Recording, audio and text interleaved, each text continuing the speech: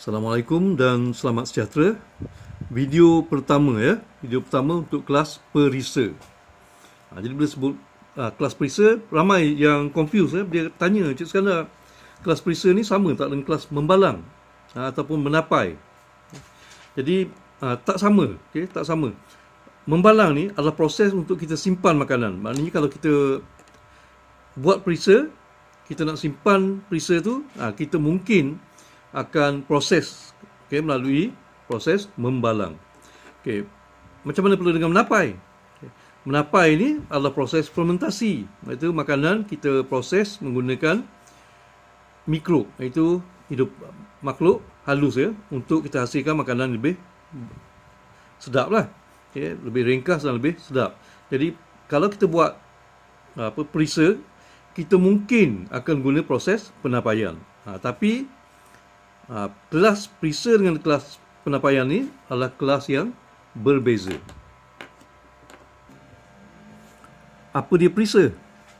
Perisa, saya ambil daripada perkataan Inggeris, condiment. Condiment, bahasa Melayu, perisa. Dialah bahan yang kita guna, kita tambah ke makanan yang telah kita masak untuk bangkitkan rasa. Macam garam, mustard, sambal, jeruk, untuk bangkitkan rasa makanan tu. Jadi makanan tu lebih sedap lah. Contoh kalau kita makan mi goreng, kita makan mi goreng, kita rasa tak puas hati. Jadi apa yang kita buat? Kita ambil sos tomato atau sos cili. Jadi sos tomato atau sos cili itu adalah perisa. Jadi dalam kelas ni, itulah yang akan kita buat. Kita akan buat perisa. Nak kata kelas memasak, tak juga, sebab saya bukan pakar memasak. Tapi kita bincang ramuan dia, kemudian cara kita proses untuk hasilkan makanan tersebut. Jadi apakah makanan ataupun apakah perisa yang popular setakat ni? Kalau atas meja, di negara kita, kebiasaannya kita ada kicap. Kicap adalah contoh perisa. Kicap adalah tapaian kicap, kacang soya. Kemudian bila diproses kacang soya,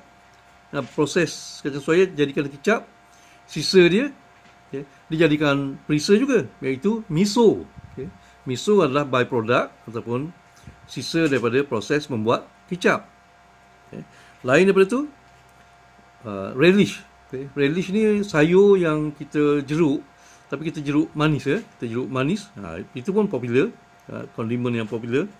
Mustard, budak-budak kanak-kanak sekarang bila nak makan sandwich ke apa, letak mustard. Mustard dibuat daripada biji sawi.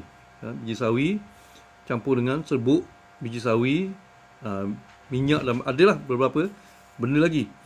Kemudian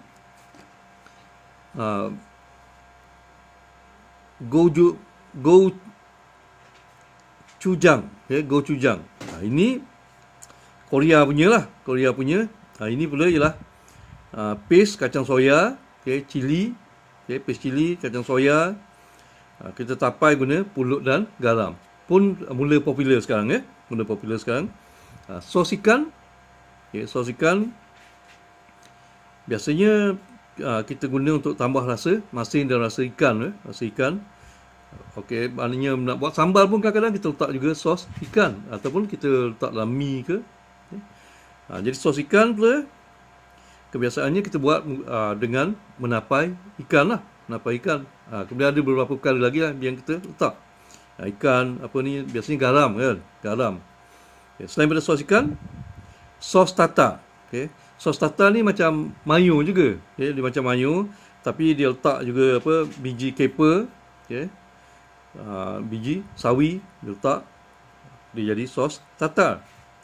Kalau belah Jepun, wasabi,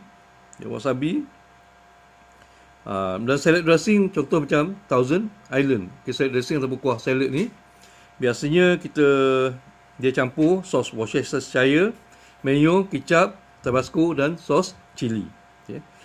Mayo sendiri, mayo daripada telur campur dengan minyak atau margarin. Ada beberapa perkara lagi campur. Kemudian sos teriyaki, sos tabasco, kecap iaitu sos tomato, sos cili, tahini. Tahini ialah biji sesame campur dengan minyak kacang. Dia seakan-akan peanut butter lah, tapi versi menggunakan biji sesame. Hummus. Hummus pula kacang kuda campur minyak zaitun, lemon juice campur dengan tahini. Maknanya daripada tahini tu buat pula hummus. Okay. Kalau belah kita, kedai mamak biasa letak apa lagi? Kalau kondimen, perisa letak chutney. Okay. Chutney adalah jeruk sayur yang berempah. Okay. Sukang masim, ini adalah perisa orang Filipina, iaitu cuka daripada tebu. Okay. Kemudian aioli, aioli adalah paste bawang putih campur kuning telur, minyak zaitun dan mustard. Okay. Mustard.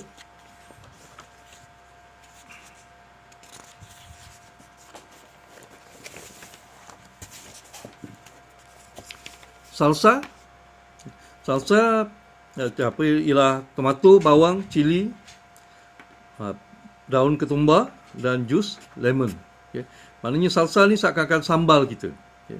Kemudian kalau belah Britain pula, brown sauce. Okay. Sos coklat. Brown sauce. Biasanya kita juga panggil sos HP sebab jenama HP. Biasanya brown sauce ni dia ada tomato, cuka, kurma, gula, asam jawa dan rempah. Jadi yang coklat tu ialah warna kurma lah. Okay, warna kurma. Kemudian sekarang yang popular, sriracha, buat cicah ayam sriracha, sos tiram, sos barbecue, pesto. Yang saya sebut tadi, Worcestershire, okay, sambal uleg, okay. Cuka kerupuk bukan cuka, itu ialah sos cili, sos cili, dan banyak lagi lah. Okay, banyak lagi. Dan semua sos-sos ni kita akan bincang dan kita akan buat dalam kelas kita nanti, iaitu kelas perisa. Okay. Durasi kelas ni saya sebut sebelum ni ialah 4 minggu. Okay. Tapi sebenarnya bila saya kira balik 4 minggu tak cukup. Jadi kita extend, kita panjangkan kepada 8 minggu.